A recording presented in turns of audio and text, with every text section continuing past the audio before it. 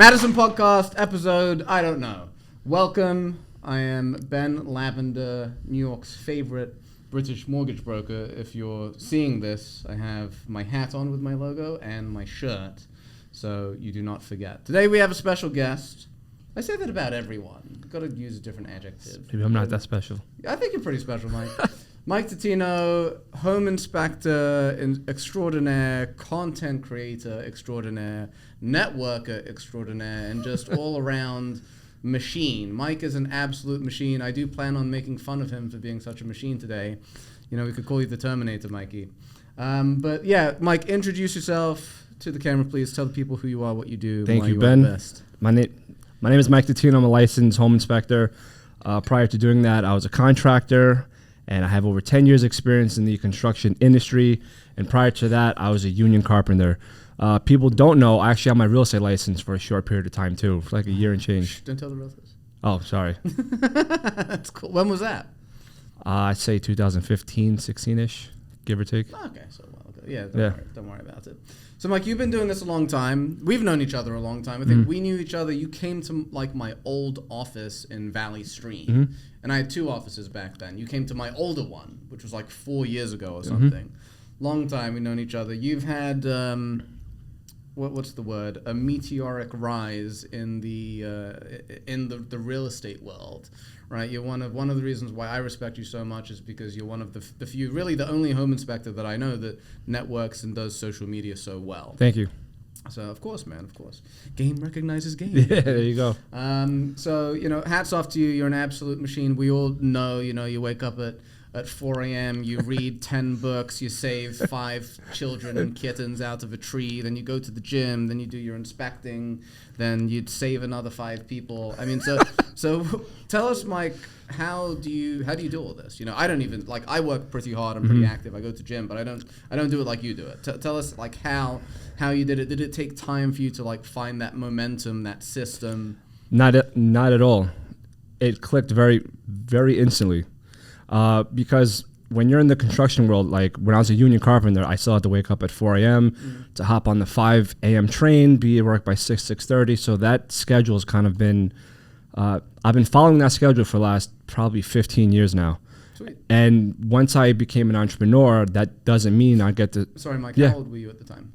When? Like when you were getting up at 5 a.m.? So my first day as a union carpenter was my 19th birthday. Awesome. So I think that's something, and sorry to cut you off again, Mike. I think that's something important to highlight, that at kind of like an early age, right, you had this discipline inflicted or inherited, right? I had the discipline before that. I had the discipline at 14.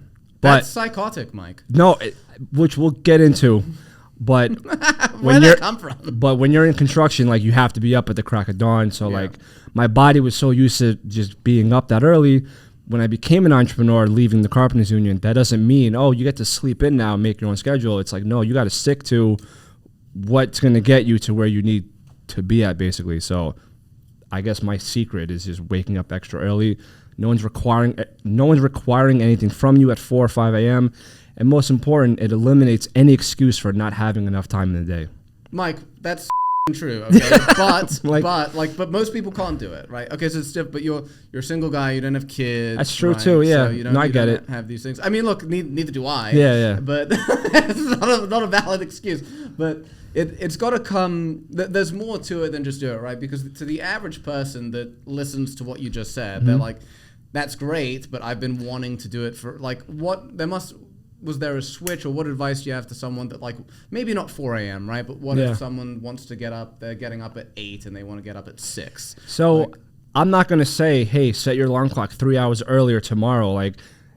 You have to do it every 15, 1 week, instead of waking up at 8 a.m., do 7:45. The next week, 7:30, and keep going back until your body starts to naturally get used to waking up earlier. So if you're trying to transition to, adapt better habits, you're not going to do it overnight. You want to become a runner. Don't run a 5K the next morning. Run, jog a lap, so on and so forth. Yeah, and on that note, this is actually really important. So I read, and this is a book that we've all read in our industry, James Clear's Atomic Habits. Have you read it? So something that James talks about in the book, that you're more likely to do a habit or do something regularly if it's part of your identity, right? So if you identify as a gym rat, right? I am a gym rat. You announce it, I'm a gym rat, that's who I am. You're going to go to the gym at 5, 6 in the morning, right? Whereas if you're like, yeah, I like to go to the gym and work out once in a while, it's not really going to happen. Stick, It's just like there's a fine balance between being a gym rat and doing it and like kind of being an annoying person that's always talking about it. Like I go to the gym, I run like a weird 3-day cycle. I do 2 days lifting, then I do like 1 day yoga slash stretching or cardio, then maybe 1 day off after that, and then redo it, right? And so, but you know, like I'm not posting about it constantly. Like I'll put it on my story for a second, you know, because it's just, if I haven't seen something, like if I haven't posted something on my story for a few hours, it's like, this is a little different, I'll do it. But it's like, because a lot of people see that and it's like, can be kind of annoying, you know, but what do you think of that population, Mike? Do you think like these people just need to mind their own business? Do you think they're haters? I mean, I post gym stuff like literally every day, but that's just me encouraging people to take the step into the fitness life. And it works. It works. I've seen people reply to your stuff, and they're like, "You've inspired me to do it." I was telling my boy Dan, you know, you didn't know, but Dan really respects you.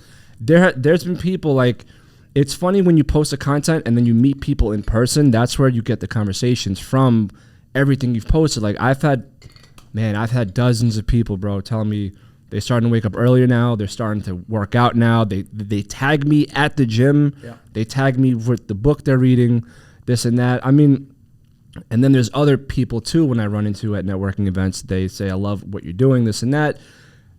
I'd rather have someone tell me because of what you're doing, I started doing it too now. Not like I don't need compliments.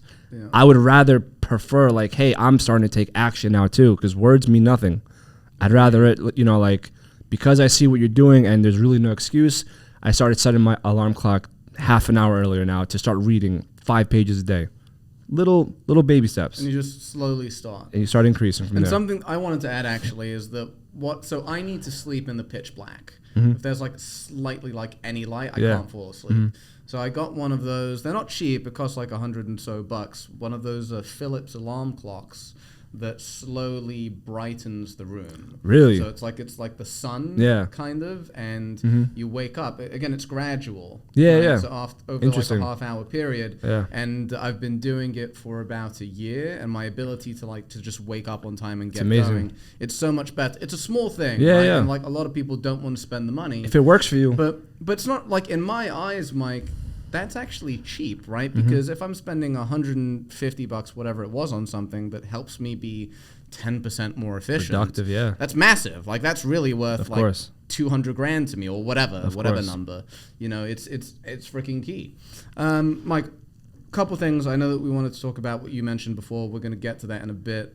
The other thing I wanted to talk to you about, you briefly touched on it, was how like you post on social media and you use it as a way to network, and then you're also seeing these people in real life. And it's funny as well, because like we had a team meeting an hour ago and I literally spoke about it. And it's a gift and a curse too, but So can you talk about like how they work in conjunction? As far as like posting and... Both. Yeah, well, I think of it like this. I'm a home inspector. If all I posted was boilers and light switches, no one would follow me, because that's pretty boring stuff. Yep. And I want to make my content as relatable as possible. Like I'll post my struggles too. Like I'll post setbacks, failures. I'll post obviously tips to educate my audience. That's most important. But life isn't just work. That's why I'll post different parts of my life that can resonate with other people, you know, whether they like music or fitness or this and that, traveling. And then when I meet these people at these networking events, they'll ask, or I'll ask them about a trip that they just came back from, or recommendations. There's always so many topics that someone can connect to some way. There's more to you than just being a home inspector. Definitely way more than that. Yeah, and then what I was getting at more specifically, Mike, is like you go to a lot of networking events, you know, a lot of people in the business, and you're posting a lot. So do you find that you posting a lot helps you when stay relevant? These networking events. But do you find that people recognize you? 100%. People will say, wait, you're the home inspector. They don't even know my name. They're like, you're the home inspector guy. And then I feel like the best compliment I can get is, I've learned from your content. I've learned about dryer vents, or I've learned about exhaust fans in bathrooms, things like that. So that's what makes me feel like I'm making an impact. Gotcha. So, but it helps. What I'm getting 100%. Like it helps. I'm talking more so for like Mike, for like business development. Yes. Right. You find like the two work constantly. well together. Yeah. You have to constantly post because that's how you're constantly in front of your audience. Yeah. 24/7. Stay in their face. You have 24/7. to. Yeah. 365. Mr. 305. And it doesn't have to be a hard sale. Like hire me because I'm X, Y, and Z, or I'll discount if you call now. Like don't push hard sales on social media. Yeah, I have to 100% agree, man. And again, I mentioned this an hour ago in our meeting. It's like, you know those posts that we see where, you know, they always end it like and follow for more. Mm-hmm. It's kind of, it's implied, right? Yeah. If you like my content, you're going to follow. Going to follow. You don't have to tell people. I know. You know, I mean, I don't understand it. I mean, maybe it's different depending on the business that you should, but I think for us, it's kind of silly if they like it. I've never posted one video that said, give me a call or hire me. And I have over 600 videos of content, one that says hire me. Yeah. Yeah, because people do. They're like, they know you're in the market. They obviously yeah. They're gonna call you. Mm-hmm. Got you. Okay, so Mike, talk about what we spoke about before we started the podcast, what you've been going through, you know, grind, burnout, all that stuff. Yeah. Tell us that story. So a couple weeks ago, I had a really long week, and I got home Friday evening, and I got physically sick just because I was in attics all week and crawl spaces and things like that. And I got sick, and I was home the whole weekend, home in bed. And when you're home in bed, typically you naturally just scroll through social media. You're not doing anything, and my mind went to like a different place, like just like a dark place, just because everyone else grinding, closing deals, this and that. And to be honest with you, I felt like I wasn't doing enough. Meanwhile, chances are I'm outworking a lot of people. But when you see that post of someone grinding when you're home doing nothing because you're homesick, you feel like it's not enough. And I felt like I needed a break. That's when, luckily, I acknowledged it, and I was like, I need to just deactivate everything. And I'm not the kind of person to post, hey guys, I'm getting off social media. Like, I hate when people do that. Yeah. So I just go. Yeah, so for like the next week, no one gives. Yeah, no one. Go. So for like that week, I didn't post anything, and people started reaching out. People, I guess, are so used to me posting every day. I stopped posting, and then I was like, you know what? Let me just deactivate everything without telling anyone. And I didn't reply just because I just needed a break. And I realized when you don't reply to people, it just amplifies. And then people, like more people started reaching out. The word started spreading. Have you got a hold of Mike? And they're like, no. Until someone showed up at my front doorsteps unannounced to make sure that I was good, which I didn't intend for that to happen, but I didn't realize like that's how fast the word was spreading. I think it's also nice because it shows you like a positive side of the community that really cares. I really appreciate it, and not everyone in the community would do that for everyone, Mike. You have a special place in the community. Thank you. Everyone likes you. Appreciate I've never heard anyone Not everyone likes me. If someone doesn't like you, then that's a problem of theirs. You're just a hardworking guy that wants to do and live up to your potential. I don't see what there is to dislike. The only people that dislike you, Mike, I assume are lazy people that when they see you, it makes them question themselves. And that's their problem. Maybe they're a little jealous. Exactly. Who knows what it is, but screw them. Yeah, it's not my problem. So you were saying, our friend showed up. Yeah, and just burnout is real when you're viewing social media, and then it feels like you're not doing enough and it's not enough. That's real too. And I actually posted something explaining why I went ghost. And when I tell you the messages I got after that post was like, you're not alone. And I'm like, this is such a common thing that I feel like no one talks about. And listen, I'll be transparent. We're all afraid to talk about it because I'm not afraid to talk about it. Not me. Yeah. Well, yeah, you just went through it. So I'll open up. Yeah. I'm on a podcast right now. I'll happily say, like, I felt like I wasn't doing enough, and that's when I knew it was a problem. I was like, I got to. You were also sick, man. I was sick too, yeah. Right, so it's okay to shut down. Combination of everything, yeah. Yeah, there's nothing wrong with that. You have to take breaks, and you definitely need breaks. Mike, I fell into the grind trap for the first half of my career. And look, to be fair, I think it was necessary. Yeah, it's necessary for all of us to build our businesses, but it's not a great long-term plan. It's not. Right, you're burnout. You're miserable. Yep. A lot of people think it's, again, like when we're posting all the fun stuff on our socials, our closings, our fun. There's a networking event every night with drinks and everyone's having a good time. Yep. It looks like it's so much fun. Yeah. And don't get me wrong, those parts of the business are, of course, super fun. We love them. But that's not what it is day to day. Yeah, no, it's not. Rejection, people being rude, unappreciative, wasting our time. The blame game, your fault, his fault, that this didn't happen, the deal didn't go through. Yeah. We've been through it all. Yeah, and that's, again, a side of the business that a lot of people don't really see. And so I think it is important, right? Yeah. If you talk about it more, you don't want it to be the theme or your identity, but you'll also attract a certain audience that resonates with that. Yeah, and someone told me too, like on the flip side, people might see what you're doing, what I'm doing, and they might feel like they're not doing enough. When someone sees me waking up at 4 a.m., exercising by 5 a.m., doing all this, and then networking at night till 10 o'clock at night, they might feel like I'm not where I need to be either because I'm not doing the work that Mike's doing. People have told me that too. It's not my intent to make people feel like they're not doing enough. But if they push you, I don't think there's anything wrong with it. I think it can be a good thing, man. I think because a lot of people, what was that video? You must have seen it. There was this football coach who was basically saying like lazy people do the minimum amount of work and think they work hard enough. Meanwhile, the hardworking people always think they haven't done enough. And it's a different mentality, I think. And I'd like to think that I am of the latter of course. thought. But again, you have to go through, I think, like peaks and valleys because that mindset is exhausting. It can get you very far. It's very tiring. I know. I agree. Yeah. It's rough. Yep. It's rough. So, Mike, tell us more about your reading habits, your schedule. What are you working on? How's your Spanish? I fell off of my Spanish. I'm not even going to lie to you. However, I'm going to say this on air. I'm actually getting back into salsa dancing again. Awesome. That is so much fun, bro. I've been meaning to learn. Where do you go? So I used to go in Queens, but there's another place a little more local here in Long Island. There's a couple places in Long Island, but there's one in Merrick I'm going to start going to probably soon. But it goes back to like just having some type of balance because, dude, all I do is work, and I feel like I can't be the best version of myself. And Mike, I got a What do you... Mike is very friendly with a lot of very beautiful, intelligent Latinas in our business. What are you talking about? So you're saying you learning salsa is not correlated to these lovely ladies? I was doing it before I even got into real estate. Okay. I'm just saying. I take it back. Okay, sorry. Continue. But it's very therapeutic. It's very fun. There's actually my first time stepping foot in the studio. I thought there was going to be guys like me there. There were more women than men in the studio class. I had no idea. I had no clue. Yeah.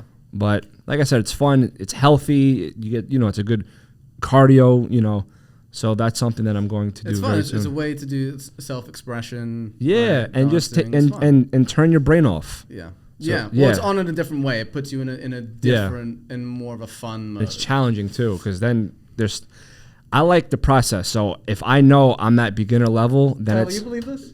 I'm still in the Latina thing. Oh. Sorry. Fake news. But it's all the process. Like I like setting a very high goal, and then every day you just chip away at it. Like if I'm starting at beginner level one day, guess what? I'm going to be expert level, Yeah, and is that something that you want to do? Like you want to master it? Oh, yeah. And compete? No, definitely not compete. If you're going to master it, you might as well compete. No, I have no intention on competing, but just to like... Because there are networking events where they play salsa music. You know what it's so... Full circle. So it's like, know what? I want to be able to make a statement. Yeah. Yeah. Plus, it's fun. Very fun. I've been wanting to do it too. Do you know what's funny? I keep going back and forth. Should I do salsa or should I learn boxing? I'm on the same boat as you, but I'm gonna do salsa first. Yeah, I think salsa has more uses. Yeah. I mean, how many times are you gonna fist fight? Someone, Yeah. right? Like, Yeah. So I trained. I mean, it's a long time ago. I did a lot of martial arts. I'd love to, but boxing was always my weak point. It's not like I have short T-Rex arms, so my boxing isn't very good. Keep practicing. But it's whatever. For now, just lifting. But I think salsa is next for me. Just got to find a good place. Yes. Good schedule. But like you said, activates the brain. Yeah. Self-expression. It feels good. Yes. It feels good. So okay. So you're out with Spanish.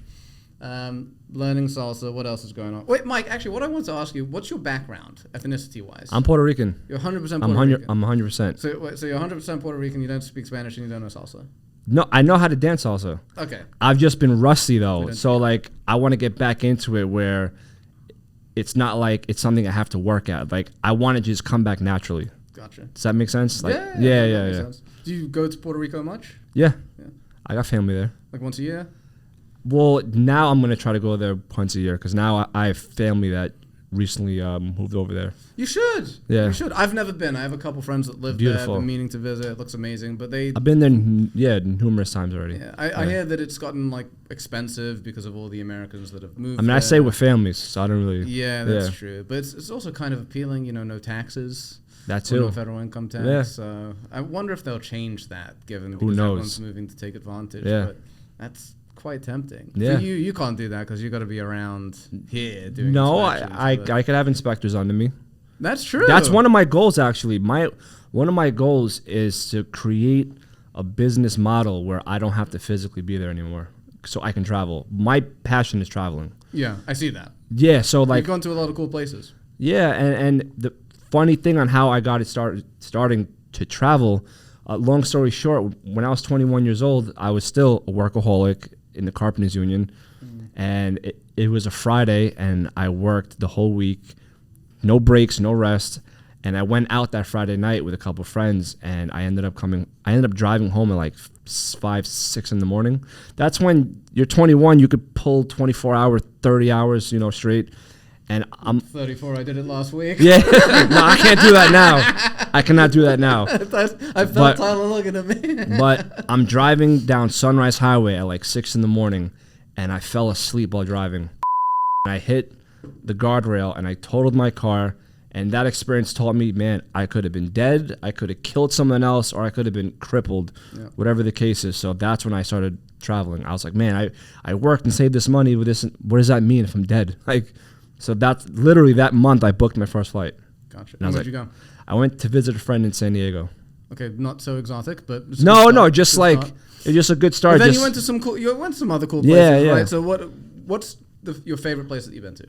It's gonna sound biased, but it's Puerto Rico. No, that's not biased. That makes sense. But I mean, it's gorgeous as well. It's not just. Honestly, the second one, probably Peru, but just the altitude was like it was hard. That picture of you on the mountains was really cool. Rainbow. Yeah, I didn't know what Rainbow Mountain was, and like I literally Googled Rainbow Mountain. I didn't know what it was until I looked it up, and then I hiked it. It was like a 3-hour a ride. It was crazy. How long did you hike it for? Like 2 hours. That sounds terrible. Yeah, terrible time. But once you're getting towards the peak, like it obviously gets more steep. So the last half an hour is the most challenging. But can you hire people to like carry you? You got to do it. You just got to do it. I mean, because that's what I would do. I would just hire. And when I was hiking, only thing that I thought was, man, thank God I'm in thank God I'm in shape, because if I'm out of shape, I don't think anyone. You're pretty good shape, Mike. I'm sure there were people there that weren't as good shape as you who were doing it. It was tough. Like they had a rope. You had to pull yourself up. Like it was hard. That's cool. Yeah. Okay, what are your next 3 top travel destinations that you're thinking of going? Egypt. Okay. I haven't been to Europe yet. Really? I have not been to Europe yet. You should. I just got back. I did, where did I go? Budapest, Vienna, and Prague. How was it? Turkey, too. It was amazing. Yeah. I got to go.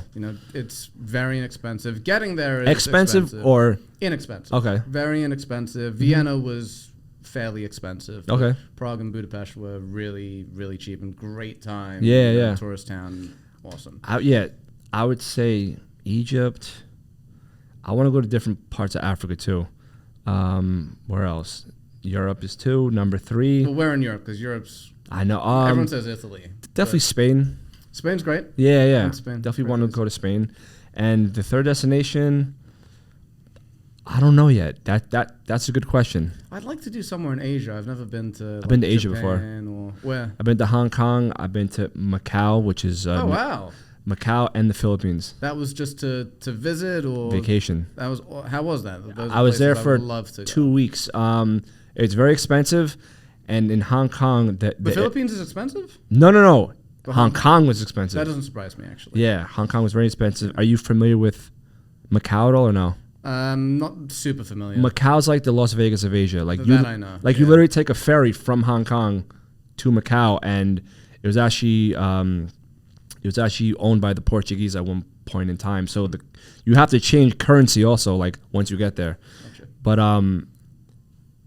it was very overpopulated in Hong Kong, and just I felt like the air was just like polluted, I guess.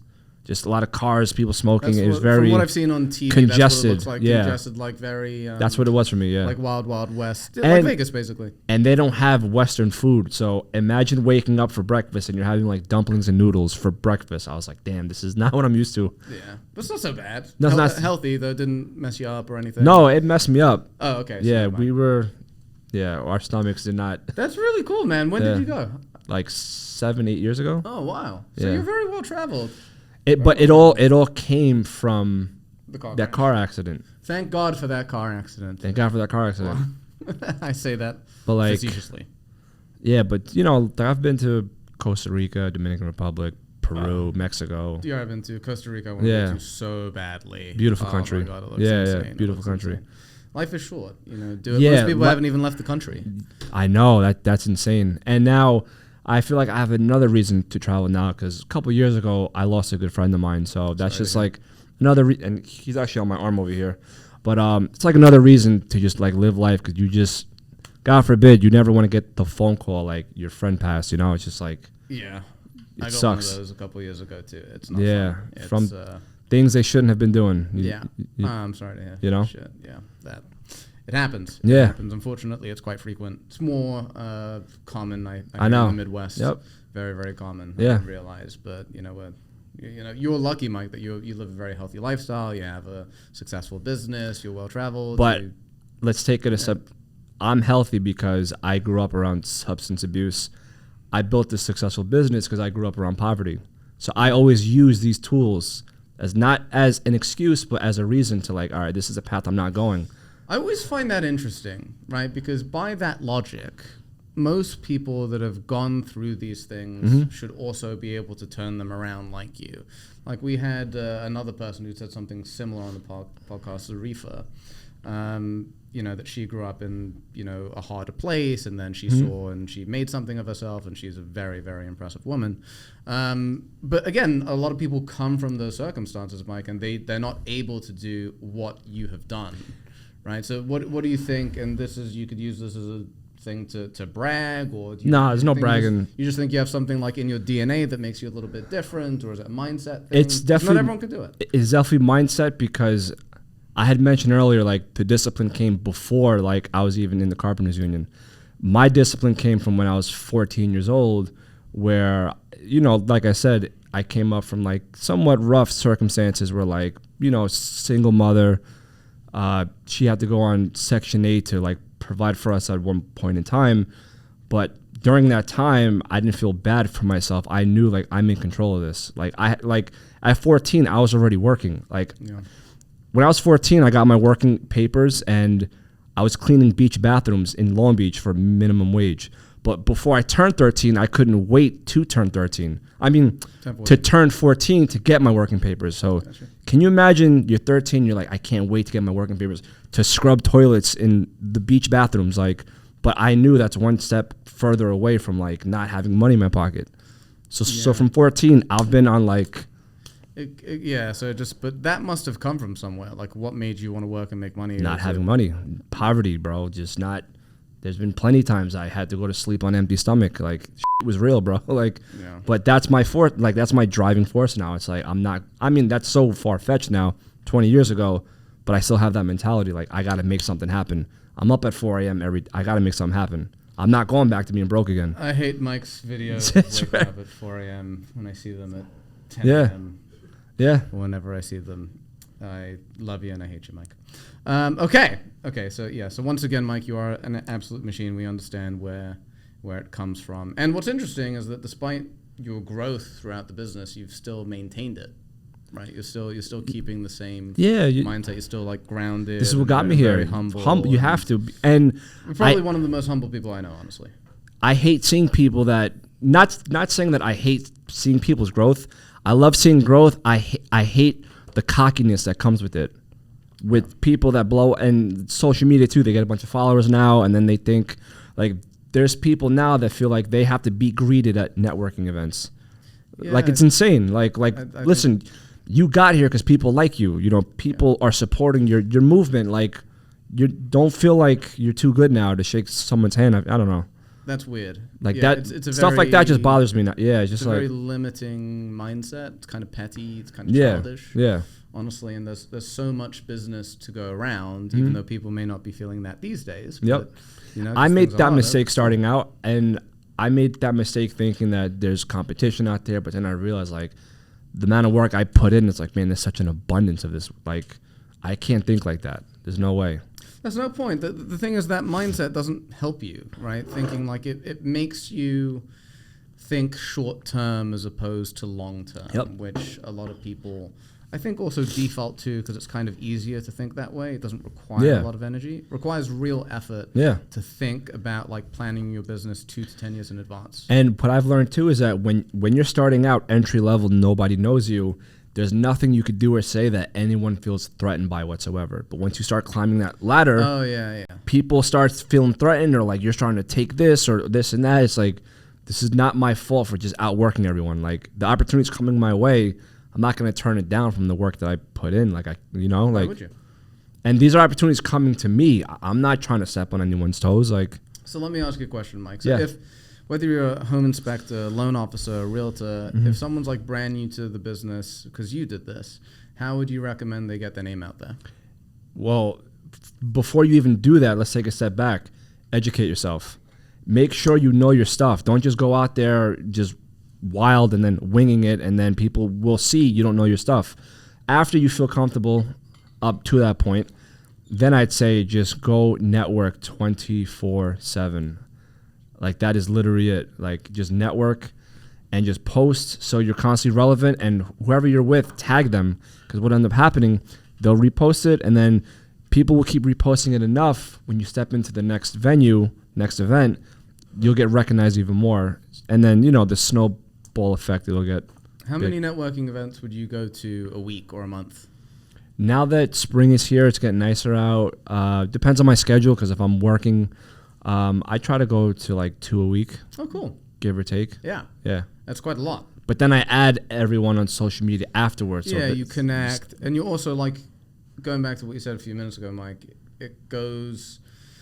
it's right in line with it, because you're not going to these events with some type of like agenda of like and don't sell your me and you mingle with everyone. You're everyone's friend. When you show up to make friends. Don't show up pitching people. Get business, I've seen this and it makes me cringe where like I go to meet realtors obviously, and I see mortgage brokers there too, and they're screaming over loud music on how they could qualify someone with like 600 credits or whatever it is. And I'm just like, you think realtors want to hear this all night? Like, it's crazy. No, but also like those. So I'll give you like my strategy, right? So I'm with you on that. Yeah. That like when I go to, not that I go to maybe 3 networking events a year in our market. I travel for other ones. But the ones that I do go to, I do exactly that, right? But I think for me it's different because my content speaks for itself. Yeah. And people see that I'm an expert either when it comes to the videos that I do, or they come to a CE class. So then I don't have to, like when I go to a networking event, I don't have to pitch and be like, DTI. Yeah, blah, blah, blah, exactly. Because they see that I'm an expert. Which I've seen too in person. I'm right. like. So, but what I'm saying is like those guys and gals that go to that event, if they don't have another means to demonstrate that they know what they're doing, that's the only way, which is the wrong way to approach it. Correct, yeah. But they need to find a better way to connect with people, because again, the last thing that you want to hear when there's music blasting, it's crazy, a good time, about this file, like, so honestly, sometimes even realtors bring it up to me, and I just change the subject. Like, I don't want to talk about it either. Exactly, yeah. Which maybe I'll lose a relationship. And that happens with me too, like at a networking event. So, Mike, what's included in your home inspection? And in my mind, I'm like, all right, I guess we're going through it right now. And then I'm talking about. So you want the pitch? I'm like, all right, I guess so.